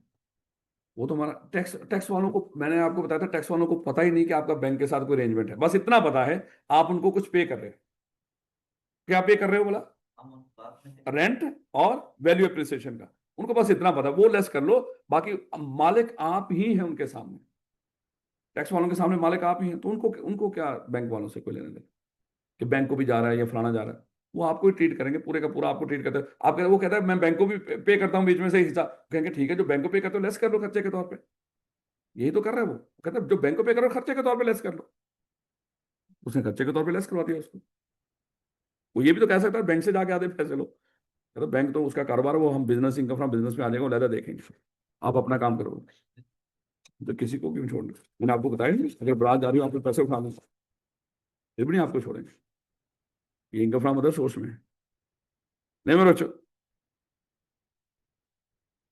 Next, where the property is subject to mortgage or other capital charge, the amount of profit or interest। मेरे बच्चे ये भी है कि अगर आपने कोई प्रॉपर्टी, इसी इसी प्रॉपर्टी के ऊपर अज्यूम कर लो, ये हमारी प्रॉपर्टी, हमने कोई लोन ले रखा हो, कोई और लोन ले रखा हो इस प्रॉपर्टी के ऊपर, उसको कहते हैं मॉर्गेज या चार्ज क्रिएट हुआ इस प्रॉपर्टी के ऊपर। यानी कि मुझे पैसों की जरूरत थी, मैं बैंक के पास गया, बैंक ने क्या किया, बैंक ने मुझे 1 मिलियन का लोन दे दिया, लेकिन मैंने इस बिल्डिंग के ऊपर मॉर्गेज या चार्ज क्रिएट किया हुआ। कहता है कि way the property subject to mortgage or other capital charge, the amount of profit or interest paid on such mortgage charge. उस मॉर्गेज चार्ज के ऊपर भी अगर मैं कोई इंटरेस्ट पे कर रहा हूं, वो भी ये बिल्कुल लोन की तरह है। सादा इसको क्या रखो, बिल्कुल लोन की तरह। बस आपने आपने बस ये ध्यान रखना है, अगर कोई बिल्डिंग मॉर्गेज हो, या ये जब आप कंपनी लॉ पढ़ेंगे इंशाल्लाह बड़े होंगे, आप वहां पे पूरा चैप्टर पढ़ेंगे मॉर्गेज चार्ज, ये सारा कुछ क्या होता है। जब उधार ले रहे हो तो सिक्योरिटी के तौर पे हमने उनको बैंकों को ये कागज दिए हुए हैं इस बिल्डिंग के, इसको कहते हैं ये मॉर्गेज हुआ हुआ है इस बिल्डिंग के ऊपर। खुद सोचे कल अगर मैं पैसे वापस नहीं करूंगा वो लोन, तो बैंक क्या करेगा, आके इस बिल्डिंग को अपने कब्जे में ले लेगा। जब अपने कब्जे में ले लेगा, इस बिल्डिंग को मैंने आगे रेंट पे दिया हुआ, क्या वो रेंट आप फिर मुझे मजीद मिलेगा? वो तो बिल्डिंग खाली करवा लेंगे। तो इसलिए कह रहा है कि अगर इस बिल्डिंग के ऊपर मॉर्गेज या चार्ज क्रिएट हुआ हो और आप उसके ऊपर कोई इंटरेस्ट पे कर रहे हो, वो इंटरेस्ट भी आप क्या कर सकते हो, यहां से लेस कर सकते हो। क्योंकि अगर वो नहीं दिया तो बिल्डिंग वैसे भी खाली हो जाएगी। वो कहते हैं खाली ना ही हो तो बेहतर है, ये चलती रहे इसी तरह। तो जो इसके ऊपर मॉर्गेज और चार्ज क्रिएट होने की वजह से भी आपको इंटरेस्ट पे करे, वो भी लेस कर सकते हो। याद रखोगे मेरे बच्चों, थोड़ी बहुत बात। नेक्स्ट देखिए, any expenditure not exceeding 4% of the rent chargeable tax in respect of the property for the year computed before any deduction allowed under this section paid by or by, ये सारी बातें एम लिख रखी। इन the year wholly exclusively, जो भी है main काम की मेरे बच्चे यहाँ से बात शुरू होगी, पर्पज एंड ये वाला यहाँ से किस लिए खर्चा हो रहा हो। कह रहे कोई भी खर्चा कर रहे हो, कोई भी खर्चा, यानी कि अब जितने खर्चे उसने ऊपर बताने थे वो बता दिए। अब उसके अलावा एक सब जो रह गया हो ना कोई खर्चा, उसने कहा कि मैं अकेले अकेले बताता जाऊंगा, पता नहीं कौन क्या कुछ रह जाए। उसने सारे इकट्ठे करके आप एक लफ्ज बताने लगा आपको। कहता है एनी एक्सपेंडिचर, लेकिन 4% से ज्यादा not exceeding 4% of the rent charge tax. ये कौन सा बोला, वही तीन जो अमाउंट्स हैं उसका 4% तक एनी एक्सपेंडिचर अगर आपने पे किया है, paid or payable by the person in the year wholly exclusively for the purpose of deriving rent chargeable tax under the head income from property. यानी कि आपने कोई भी खर्चा रेंट कमाने के लिए किया है ना, कहते हैं सारे हम बता नहीं सकते। आप इनकम फ्रॉम प्रॉपर्टी कमा रहे हो, रेंट कमा रहे हो, और उस रेंट का खर्चा कमाने के लिए कोई भी खर्चा कर रहे हो, जैसे जस्ट एग्जाम्पल वैसे मैं आपको कह रहा हूं, मान लो ये घर हम किसी को रेंट पे दे रहे हैं, आपको पता है जब हम घर रेंट पे दे रहे होते हैं तो वहां पे कोई प्रॉपर्टी डीलर को, कोई फलाने बंदे को, कोई ना कोई इस तरह के एक्सपेंसेस भी पे कर रहे होते हैं। वो भी तो खर्चा है, वो खर्चा नहीं है हमारा। इसी तरह अज्यूम कर लो जब हमारा वो कॉन्ट्रैक्ट साइन हो रहा है, हम किसी वकील को बना के वहां पे उसको कॉन्ट्रैक्ट साइन करवा रहे हैं, उसको पे कर रहे हैं, क्या वो हमारा खर्चा नहीं? वो भी हमारा खर्चा है। कहता है कौन कौन से खर्चे बताएंगे? रेंट कमाने के लिए आप जो भी खर्चे कर रहे हो ना, लेकिन इस तरह के जो मिसलिनियस खर्चे जो ऊपर से वो बताने, वो तो स्ट्रेट फॉरवर्ड है। लेकिन इसके अलावा जिनका हम नाम नहीं बोल रहे आपको, वो सारे खर्चे आप इकट्ठे करके वो क्या करना है, वो कहां तक लेस करने की इजाजत होगी आपको? जितने खर्चे आपने किए हैं सारे मिला लेना, इकट्ठे कर लेना। मान लो ये सारे खर्चे अज्यूम कर लो, हमने जो रेंट कमाने के लिए एक खर्चा किया 20,000 रुपए का, मान लो वो हमने वकील को दिया था। उसके बाद इंक्लूडिंग एडमिनिस्ट्रेशन, हमने वहां जो एडमिनिस्ट्रेशन के लोग बैठाए हुए हैं एक दो, हमने उसको भी कोई 30,000 रुपए का दिया हुआ। एंड कलेक्शन ऑफ चार्जेस, यानी कि जो एडमिनिस्ट्रेशन कलेक्शन होता है ना कि बात का कौन बंदा सारा दिन लोगों से, टेनर से खपे खपाए, तो लोगों ने क्या किया होता है उसके रेंट कलेक्शन वगैरह के लिए, एडमिनिस्ट्रेशन के लिए उन्होंने कुछ लोग रखे होते हैं हॉस्टल में, बिल्कुल वार्डन वगैरह, तो उसको भी खर्चा पे कर रहे होते हैं वो। तो कहते हैं इसका भी जो खर्चा होगा, अज्यूम कर लो 40,000 इसको भी पे कर रहे हो, ये सबको इकट्ठा करो। ये कितना हो गया बोला? 1,00,000 रुपया, सॉरी 90,000, ये हो गया 90,000। कहता है इसको कंपेयर करो, इसको कंपेयर करो 4% ऑफ रेंट चार्जेबल टैक्स के साथ। अब यहां पे कोई अमाउंट आएगी, यहां पे कोई अमाउंट, यहां पे मान लो कि 4% ऑफ रेंट चार्जेबल टैक्स का जब हमने लिया, वो आ गया 1,00,000 रुपए। तो विच एवरेज लॉयर, वो आपको लेस करने की इजाजत है। यानी कि एक्चुअल एक्चुअल खर्चे ये वाले, और 4% of rent chargeable tax which average lower. यानी कि उसने कहा कि मैक्सिमम ये अलाउ है 4%। मैक्सिमम का मतलब क्या है कि अगर इससे कम खर्चा हुआ है तो वही लेस करेंगे। अगर खर्चा इससे ज्यादा हो गया, मान लो खर्चा हमारा हुआ था 1,20,000 का, और 4% कितना बनता है? 1,00,000, तो कितना वाला? 1,00,000 रुपए लेस करने की इजाजत है। तो फिर तो मुझे लग रहा है मैं ही अकेला ही नशे में हूं। फिर हम क्या करेंगे? टास्क करेंगे इन दोनों में से किसको लेस करना है, बंदा मालूम है बेशर्म। ले बेटा वापस, तो 1,00,000 रुपए लेस करेंगे। ये बात समझ आई थोड़ी बहुत? और थोड़ी बहुत बात समझ आई, वो बताएगा आपको रेंट कलेक्शन चार्जेस पे किए हैं, वकील को कोई कॉन्ट्रैक्ट वगैरह साइन करने का रेंट का उसका पे किया है? तो इस तरह के जो खर्चे आपको कोई भी इस तरह का मिसलेनियस खर्चा दे दे, वो सारा आपने इकट्ठा करना इन बाकी हर्ज के अलावा। बाकी आपको पता होना चाहिए क्यों कौन कौन से हैं। उसके अलावा जो भी होगा, जो जो होगा भी रेलिवेंट होगा, रेंट आपने उससे कमा भी रहे होंगे, यानी कि वजह बन रहा होगा आप इनकम फ्रॉम प्रॉपर्टी कमाने के लिए, वो सारे आप इकट्ठे करके एक साइड पे रखिएगा। और किससे कंपेयर कीजिएगा? 4% ऑफ रेंट चार्जेबल टैक्स, इनमें से जो लॉयर होगा वो लेस करने की इजाजत है। अगर एक्चुअल खर्चे 4% से कम हुए तो वही लेस करोगे। अगर एक्चुअल खर्चे 4% से ज्यादा हो गए तो 4% तक ही आपको लेस करने की इजाजत है। ये ना हो कि माशाल्लाह यहीं पे आप जो बंदा रखे हो उन्हीं को लाखों में तनख्वाह दे रहे हो, आपको लग रहा है कि सारा खर्चा मैं क्या कर लूंगा, अपना ही कोई बंदा रखा हो है अपने घर में से, ओके, उसको पता लग रहा है कि मैं इसको जितना पे करूंगा इनकम फ्रॉम प्रॉपर्टी से लेस कर लूंगा, इंशाल्लाह माशाल्लाह लॉस ही आएगा। टैक्स वाले रुल जाएंगे मुझसे इनकम फ्रॉम प्रॉपर्टी के ऊपर टैक्स लेने के लिए। तो इसलिए कहते हैं औकात के अंदर रहते हैं। वो तो जेन्युइन है ना, वो तो एविडेंसेस मिल जाती हैं आपको दोनों तरफ से कि वो जेन्युइन आप पे कर रहे हैं, इंटरेस्ट का पता चलता है, बाकी चीजों का पता चल जाता है। लेकिन ये तो आपस में मिली भगत है ना, जहाँ पे मिली भगत हो सकती हो ना, जैसे रिपेयर एंड मेंटेनेंस के अंदर भी मिली भगत हो सकती थी। हमने बड़ी रिपेयर एंड मेंटेनेंस की है 10 लाख की, वो कहते पानी दिखाओ, कहते ले, पहले 10 पेंट हुआ है ये थे अरे ये था, ये हमने यहाँ पे मोर बनाया हुआ है, ये पहले था।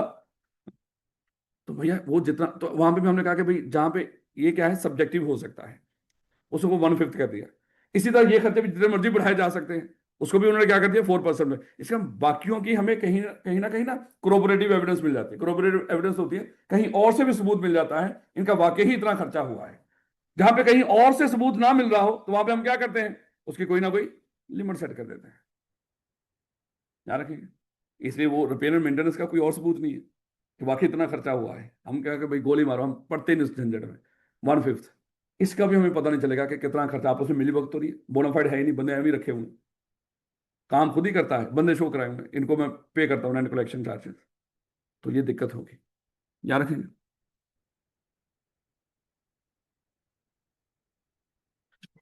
एनी एक्सपेंडिचर पेड और payable by the person in the tax year for legal services acquired to defend the person entitled to the property on any suit connected with the property in the court. अच्छा अब देखना sir, वो legal charges तो आपने कुछ वहां पे भी बताए थे, कुछ वकील को पे कर रहे हैं। बेटा वहां पे उस वकील को पे कर रहे थे जब हम कॉन्ट्रैक्ट साइन कर रहे थे, एक वकील को हम कुछ पेमेंट्स कर रहे थे कॉन्ट्रैक्ट साइनिंग वगैरह के मामला के लिए।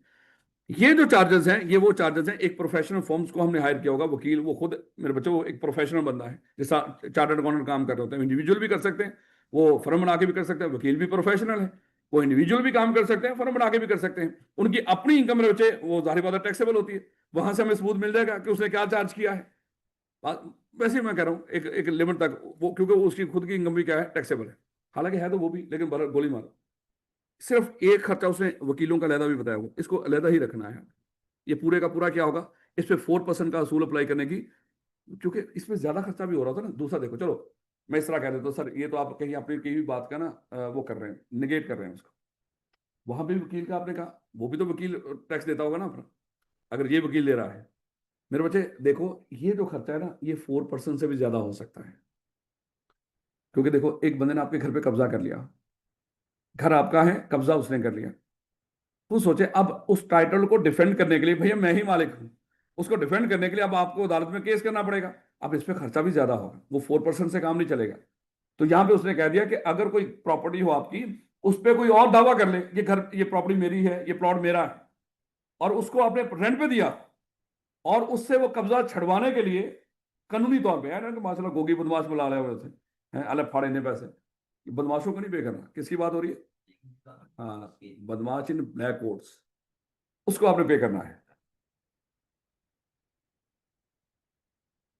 अभी मुझे, मैं देख रहा था, क्योंकि सारे यार दोस्त ऐसे ही हैं, उन्हें वकील को उठता है, अब सारे पोस्टें लगा रहे हैं, इसका बदला लेंगे। तो देखें, याद है पिछले दिनों में एक हुआ था इस तरह का वाक्य, पुलिस वालों ने वकील को मारा था, और थोड़ी सी टाइमलाइन में कोई 6-7 महीने पीछे जाओ ना कभी, तो मैंने भी अपलोड किया हुआ था। फिर अब उसके ऊपर करवा दिया पर्चा, उस पुलिस वालों के ऊपर जिन्होंने वकील को मारा था। जब पर्चा हो गया है, जो भी है, और बात का पर्चा वो नहीं भी दे रहे हो तो कोर्ट कोर्ट से हुक्म ले लिया जाता है। कोर्ट अब किसकी है? वो भी वकीलों की। क्या किया, उनके ऊपर दरखास्त डलवा दी, हो गया, कोर्ट ने हुक्म दे दिया। अब आना था, उन्होंने अदालत में पेश होना था, उन पुलिस वालों ने फिर ना डाल के उसे कुटिया, अदालत च बुला के सारे वकील, बहुत पैड़े ने, चंगे नहीं है ना, ना पुलिस वालों की दोस्ती यारी अच्छी, वकील अच्छे लोग हैं। नहीं बच्चे, नेक्स्ट देखिएगा, शरीफ लोग होते हैं मेरे बच्चे,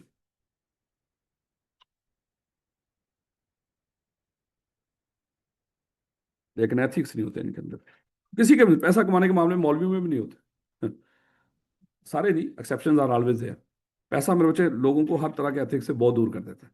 अब ये क्या करते हैं बेचारे, गरीब लोग होते हैं, बात का तो उनका कोई खुदा ना खासा, जैसे तलाक के मामले हैं, बड़े अच्छे तरीके से उनकी सुलह सफाई करवाई जा सकती है, सारे मामला डिस्कस कर होते हैं, लेकिन ये उस बात का तो वो दो जो जिस फैमिली में आपस में वो फड्डा है ना, उसकी सुलह भी नहीं होने देते, क्योंकि उसको पता है सुलह होगी तो मामला ही हो गया, सानू कितों 4 पैसे लभने ने। अपने 4 पैसों के चक्कर में उनकी डाइवोर्स भी करवानी है और बच्चे भी रोल देंगे बेचारे। तो ये हालात होते हैं। जैसे वो प्रॉपर्टी डीलर नहीं करते, उनको 1% कमीशन मिलता है, सिर्फ 1%। अगर मान लो कि 1 करोड़ का आपने घर खरीदा है, उनको कितना मिलेगा? 1 लाख रुपए, 1% होता है। खरीदो फरोख्त पे 1% होता है, रेंट वाले में होता है 10-12 जो भी है, वो हाफ रेंट होता है। खरीदो फरोख्त पे जो करे ना, उसमें 1% होता है। खैर, तो वो सिर्फ अपना 1%, उनको पता है कि लाख है, वो चाहते हैं कि हम 1.5 लाख रुपया कमाएं। अगले बंदे को जो घर जिसको बेचारा खरीदार है ना, उसको 1.5 करोड़ का सेल करवाएंगे, सिर्फ अपने 50,000 के लिए। तो सोचे, तो बेहतर नहीं कि भाजी यार तू सातों लैला पैसे लैला, कम से कम ये काम तो ना कर, ये लेकिन ये कर देते हैं, ये बेरहम होते हैं। खैर वापस आओ, पता नहीं मैं कौन सी बातें कर रहा हूँ। नेक्स्ट देखो, मैंने कहा कि शायद आपके वास्ते पड़ते हैं इस तरह की चीज़ों के बच्चे, तो ध्यान रखिएगा, वकील को जो आपने एक दफ़ा पैसे डन कर लिए होंगे, वो 100 दफ़ा आपसे किसी ना किसी तरीके से और भी पैसे निकलवाएगा। कभी किसी बच्चे को भेज देगा, आज तारीख लेने के लिए नहीं आएगा, कहेगा ये बच्चा आ रहा है, इसको ऐसा करना, 2,000 भी दे देना, किस चीज़ का? 2,000 दे दिए, कॉपी शॉपी करानी है, फलाना कराना। अगली दफ़ा फिर बच्चा आ रहा है, दो, किस चीज़ का? वो आन जान होता, किराया नहीं लग रहा। तो तूने पैसे किस चीज़ के लिए हैं? वो कहता है वो केस लड़ने के लिए लिए है। ये जो आने जाने के खर्चे सारे लहदा चार्ज करता है उसको, फिर उसकी तारीखें डलवाता है, हर तरीके पर लहदा पैसे चार्ज करता है। तो कमाल का काम होता है मेरे बच्चे, बड़ी कमाई है, बड़ी कमाई है। वापस आओ। कहता है कि any expenditure paid a person in the tax year for the legal subsidy. अच्छा, बात क्या हो रही थी बोला, अगर किसी ने कब्जा कर लिया घर के ऊपर या दावा कर दिया, मोस्टली मेरे बच्चे बहन भाई इस तरह का मामला आम होते हैं, ये घर मेरे पास है, मेरे भाई ने दावा कर दिया, मेरा हिस्सा बनता है इसमें, है। तो इस तरह के अगर मैं अजीम कर लूँ, इसको डिफेंड करने के लिए अदालत में जितना खर्चा कर रहा हूँ वो खर्चा भी लेस करने की इजाजत है। याद रखोगे इसको, ये दावे वाली जो अमाउंट होगी सारी लेस करने की इजाजत है।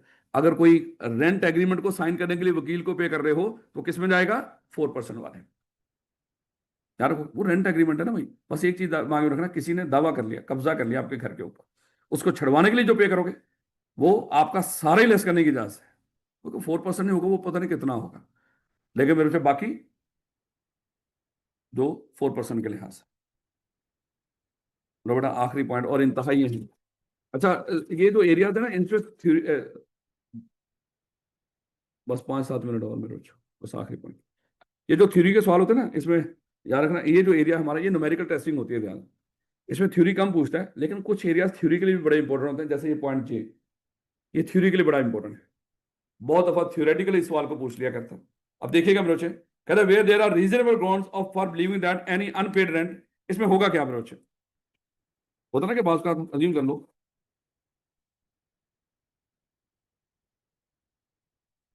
मिस्टर ए ने अपना घर रेंट पे दिया मिस्टर बी को 1 जुलाई 2023 को, टैक्स ईयर बताओ 2024।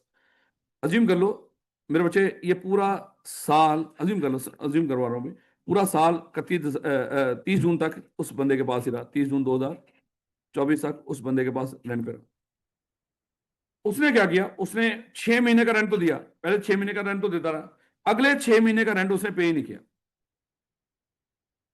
अब मेरे बच्चे अजीम कर लो, अगर उसने अगले 6 महीने का रेंट हमें दिया नहीं, इस साल की जो इनकम होगी मिस्टर ए की इनकम फ्रॉम प्रॉपर्टी, वो कितनी होगी बोला, ये रेंट उसने ये 50,000 पर मंथ के ऊपर रेंट दिया हुआ, कितनी होगी बोला, 6 लाख। क्योंकि इससे कोई फर्क नहीं पड़ता कि आपको रेंट मिला है कि नहीं, हमने क्या डिस्कस किया था, रिसीव्ड आर रिसीवेबल, वो आपकी इनकम फ्रॉम प्रॉपर्टी में ऐड होगा, यानी कि 6 लाख रुपया इसका तो हो गया इनकम फ्रॉम प्रॉपर्टी में। और इस बेचारे ने क्या किया, इसके ऊपर टैक्स भी पे कर दिया 6 लाख के लिहाज से। अच्छा, हुआ क्या कि आगे भी जाके फ्यूचर में भी उसको ये 6 महीने का रेंट कभी मिला ही नहीं। अब यहाँ पे कानून बीच में आएगा, कानून कहेगा ये तो आपके साथ जुल्म हो गया, अज्यूम कर लो ये तो जुल्म हो गया। इस तरह का रेंट जो अब आपको लग रहा है ये मिलेगा ही नहीं, इसको कहते हैं बैड रेंट। अकाउंटिंग थोड़ी वर्ड है। तो इसको क्या बोलेंगे, ये मेरे बच्चे ये बैड रेंट है जो अभी शायद आपको कभी मिलेगा ही नहीं। मैंने बैड रेंट बोलना था लेकिन आप लोगों ने बोल दिया, मैंने कहा फिर फर्क तो होना चाहिए। अज्यूम कर लो, अब मेरे बच्चे क्या होगा, अब आपको टैक्स वाले कहते हैं देखो हमने आपसे वो टैक्स ले लिया, तो खुश हो जाओ, आप कितनी किस तरह की शक्ल बना के टैक्स वालों के सामने खड़ा होगा ये बंदा, यानी कि मैं पिछले 6 महीनों का उसका टैक्स दिया जिसके पैसे मुझे मिलने ही नहीं, मैंने सर उसके ऊपर भी टैक्स दिया। तो टैक्स वालों को बेचारों को रोना आएगा, यार देख कितना दुखी इंसान।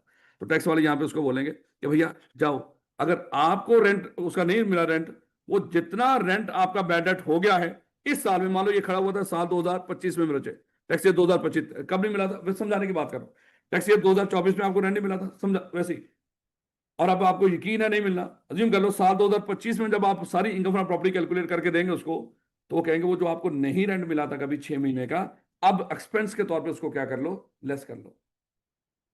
क्या रखेंगे इसको, लेकिन इसकी कंडीशंस हैं, और ये पेपर में पूछता हूँ थ्योरेटिकली। बस आखिरी बात, मेरा way there are reasonable ground for believing that any unpaid rent जो हमें मिला नहीं था कभी, और हमें अब यकीन होता जा रहा है कि शायद वो हमें कभी मिलेगा भी नहीं, where there are reasonable grounds for believing that any unpaid rent in respect of the property is irrecoverable। हमें लग रहा है कि वो जो हमें कभी रेंट नहीं मिला था जिसके ऊपर हमने टैक्स पे कर दिया, लेकिन अब वो हमें मिलना भी नहीं। कहते हैं इसका क्या करेंगे, कहते हैं an allowance equal to the unpaid rent, जितना रेंट आपका बैड डेट हुआ था उसके बराबर की अमाउंट, कम ज्यादा नहीं, पूरी उतनी ही अमाउंट जितना कभी रेंट आपका बैड डेट हुआ था वो आपको अलाउ कर दिया जाएगा। अलाउंस का मतलब क्या था, पूरी की पूरी अमाउंट, अलाउंस मतलब अमाउंट, तो अलाउंस उसके बराबर दे दिया जाएगा। कब, लेकिन कंडीशंस क्या है, कहता है टेनेंसी वाज बोनाफाइड। अच्छा, बात का लोग पता क्या करते हैं, लोग कहते हैं कैसा अपने किसी करीबी को रिश्तेदार को उसको ही घर में रेंट पे रख लेते हैं, उसके बाद उसको कहते हैं ऐसा कर तू कुछ कुछ महीनों का ना रेंट दबा ले, उन्हें मुझे ये नहीं कि पूरे साल का हर महीने रेंट देता रहे, इतनी ईमानदारी बरतने की जरूरत नहीं, तो अपना ही है। कुछ महीनों का रेंट दबा लेना। कहता उससे क्या, फिर क्या होगा? कहता मैं जाके टैक्स वालों से क्लेम करूंगा, भैया मेरा बैड डेट है, उसको हम एक्सपेंस के तौर पे अपनी इनकम फ्रॉम प्रॉपर्टी में से लेस कर लूंगा। कहता यार ये तो कमाल का आइडिया है? इसलिए मेरे बच्चे यहाँ पे आपका इरादा शुरू से ही गलत था कि आपका ये जो रेंट है, ये जो रेंट है ये क्या हो जाए, ये या मान लो कि आपने अपना घर रेंट पे दिया ही किसको, इंसॉल्वेंट को। याद है ना बचपन में आपने डिस्कस किया था, इंसॉल्वेंट बंदा इनकम्पिटेंट टू कॉन्ट्रैक्ट भी होता है, और इंसॉल्वेंट बंदे के पास कुछ नहीं होता, उसकी सारी प्रॉपर्टी किसके पास पड़ी होती है? ऑफिशियल असाइनी के पास। आपने जानबूझ के एक गलत बंदे को उसको दे दिया। वो शुरू में आपको पता था कोई मसला नहीं, ना भी मिले तो इट्स ओके, मैं रेंट क्या कर लूंगा, उसको क्लेम कर लूंगा एक्सपेंस के तौर पे, समझाने की बात कर रहा हूं। क्योंकि ये जो लॉसेस होंगे ना, यहाँ पे अभी जो लॉसेस होंगे इनकम फ्रॉम प्रॉपर्टी के, वो पढ़ेंगे इंशाल्लाह मंडे को। इसके लॉसेस मेरे बच्चे अदर हेड्स के जो प्रॉफिट्स होते हैं, अदर हेड्स की जो इनकम होगी उसके अगेंस्ट एडजस्ट हो सकते हैं, अगरचे ये कैरी फॉरवर्ड नहीं होगा, लेकिन एडजस्ट होने के चांसेस होंगे। वो कहेगा कोई नहीं, किसी और हेड में मेरी इनकम आ रही है, यहाँ पे मान लो कि अब आप सोच रहे होंगे सर इंसॉल्वेंट बंदे को दे दिया, मिला तो कुछ भी नहीं, इनकम फ्रॉम प्रॉपर्टी जीरो, लेकिन जो खर्चा हुआ होगा वो नेगेटिव में आएगा। तो इनकम फ्रॉम प्रॉपर्टी में से क्या होगा, लॉस। ये लॉस मैं उठा के किसके अगेंस्ट एडजस्ट कर लूंगा, इनकम फ्रॉम बिजनेस के अगेंस्ट। मौजें। तो कहीं ना कहीं आपके इरादे ही खराब हो, बोनाफाइड ना हो, टेनेंसी ही बोनाफाइड ना हो। The defaulting tenant has vacated the property a step, अगली नेक्स्ट बात। और वो जो डिफॉल्ट किया है, ये नहीं कि जो बंदा आपको रेंट नहीं दे रहा वो बिल्डिंग में भी बैठा हो, ये गलत है। आप खुद सोचे, टैक्स वाले आए हो आपके, वो कह रहे हो कि सर वो टैक्स पे करें इनकम फ्रॉम प्रॉपर्टी के ऊपर, वो कह रहा हो कि सर वो मुझे तो रेंट ही नहीं मिल रहा। कहता कौन नहीं दे रहा? कहता ये वाला बंदा। कहता ये क्या ये बिल्डिंग भी यही है? कहता हाँ। और है भी अभी यही रहा है? हाँ। और रेंट भी नहीं दे रहा, तो अभी तक यहाँ पे रखा क्यों है? तो नेक्स्ट बात क्या है कि एक तो बोनाफाइड होना चाहिए टेनेंसी एग्रीमेंट, और दूसरा मेरे बच्चे आप उससे बिल्डिंग खाली करवा चुके हैं। ये ना हो कि जो बंदा रेंट दे नहीं रहा वो अभी भी बिल्डिंग में बैठा हो, और उसी का जो नॉन पेड रेंट है वो बैड डेट्स के तौर पे आप क्लेम कर रहे हैं। अजीब सी बात है। बात समझ आ रही है कुछ? और नेक्स्ट क्या है, steps have been taken to compel the tenant to vacate the property. अगर वो खाली नहीं कर रहा, आप कहीं ना कहीं कोर्ट में जाकर उसके खिलाफ अपील कर चुके हो, या कुछ ना कुछ आपने इकदाम किए हैं उसको उस घर से निकालने के लिए। होता है अक्सर लोग टेनर कब्जा करके बैठे होते हैं, ये आम सी बात है, लेकिन आपने भी उसके खिलाफ कोई ना कोई केस वगैरह इनिशिएट कर दिया उसको खाली करवाने के लिए। एंड चौथी condition, defaulting tenant is not in occupation of any other property of the person. मान लो कि वो बंदा जो डिफॉल्टिंग टेनेंट है वो प्रॉपर्टी पे नहीं बैठा हुआ, वो आपकी किसी और प्रॉपर्टी में रेंट पे बैठा हुआ, कहता वो भी नहीं होनी चाहिए। यानी कि आपका बैड डेट हुआ रेंट, वो लेस हो सकता है एक्सपेंस के तौर पे पूरी की पूरी अमाउंट। चार कंडीशन है उसकी, एक तो बोनाफाइड आपका टेनेंसी एग्रीमेंट हुआ हो, उसने बिल्डिंग खाली करवा ली हो, अगर बिल्डिंग खाली नहीं तो आपने कम से कम उसको खाली करवाने के लिए इकदाम कर लिए हो, और चौथे नंबर पे कोई और बिल्डिंग भी उस आपकी उसके उसकी टेनेंसी में नहीं होनी चाहिए, मतलब रेंट पे नहीं होनी चाहिए उसी बंदे के पास। मान लो इस प्रॉपर्टी का मेरा रेंट नहीं दे रहा, दूसरी प्रॉपर्टी का चाहे रेंट दे भी रहा है, अगर इसके बैड डेट्स क्लेम करने हैं उससे वो प्रॉपर्टी भी खाली करवाओ, चाहे वो दे रहा है या नहीं दे रहा, उससे कोई फर्क नहीं पड़ता। याद रखेंगे, ये चारों की चारों कंडीशंस का पूरा होना जरूरी है। Next, the person has taken all reasonable steps to initiate legal proceeding for the recovery of the unpaid rent. वही बात, पैसे रिकवर करने के लिए भी आप कोशिश कर चुके हैं, खाली उनको करो कर धंधा नहीं। नेक्स्ट क्या है, आप उसको पैसे रिकवर करने के लिए भी कुछ ना कुछ इकदाम कर रहे हो, आपका कानूनी हक है। कोई केस कुछ करके बैठे हो, या अगर आप इकदाम नहीं कर रहे, has reasonable ground to believe that legal proceeding would be useless, या आप इसलिए इकदाम नहीं कर रहे, आपको लग रहा है कि इसके खिलाफ मैं कानूनी कार्रवाई करूंगा तो उसका फायदा ही नहीं, क्यों? इंसॉल्वेंट हो चुका हूं। इंसॉल्वेंट बंदे के खिलाफ कानूनी कार्रवाई करके क्या मिलना, कुछ भी नहीं, उसके पास है ही कुछ नहीं। बात समझ आ रही है कि नहीं? या आपको लग रहा हो कि भाई मिलना ही नहीं, सर मैं केस क्या करता, सर उसके पास है ही कुछ नहीं, पहले इंसॉल्वेंट है। नेक्स्ट देखो, and the unpaid rent has been included in the income of the person chargeable tax under the head income from property. वो जितने महीनों का आप रेंट क्लेम कर रहे हो ना बैड डेट, उन महीनों में आपने उस रेंट को इनकम फ्रॉम प्रॉपर्टी में ऐड भी किया।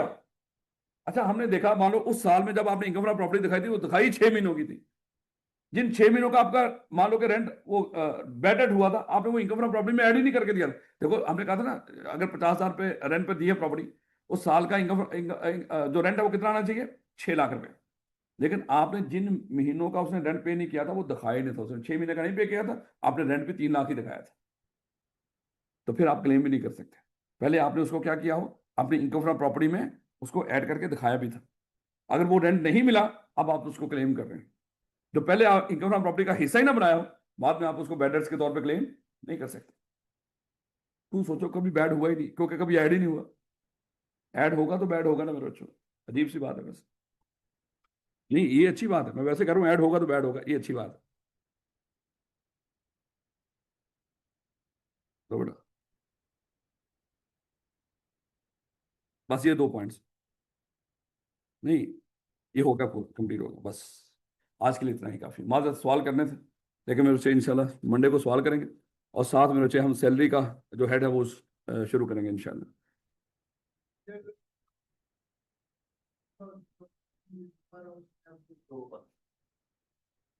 जितनी दफा मर्जी, जितनी दफा बैड डेट्स होंगे उतनी दफा आप क्लेम कर सकते हो, ये रिक्वायरमेंट्स पूरी करके वो पढ़ेंगे आगे जाके, पढ़ेंगे। यही बैड डेट कभी हुए हुए जब दोबारा कभी मिल जाएंगे, दोबारा इनकम का हिस्सा बनाएंगे, पढ़ेंगे उसको। थोड़ा सा हिस्सा रह गया ना हमारा। चैप्टर नंबर 4 मंडे को मेरे चैप्टर नंबर 4 का टेस्ट होगा, जितना एरिया पड़ा हुआ उसमें सारी बात। वो इसके इसके एमसीक्यूज नहीं है, इसके एमसीक्यूज नहीं है लागे बंदे, ये सब्जेक्टिव ही होगा। चैप्टर 4 में कौन कौन सी चीजें पढ़ी थी बोला? टैक्सियर, रेजिडेंट, पर्सन की डेफिनेशन मोस्टली कवर हो चुकी थी उसके अंदर, मोस्टली तकरीबन सारी।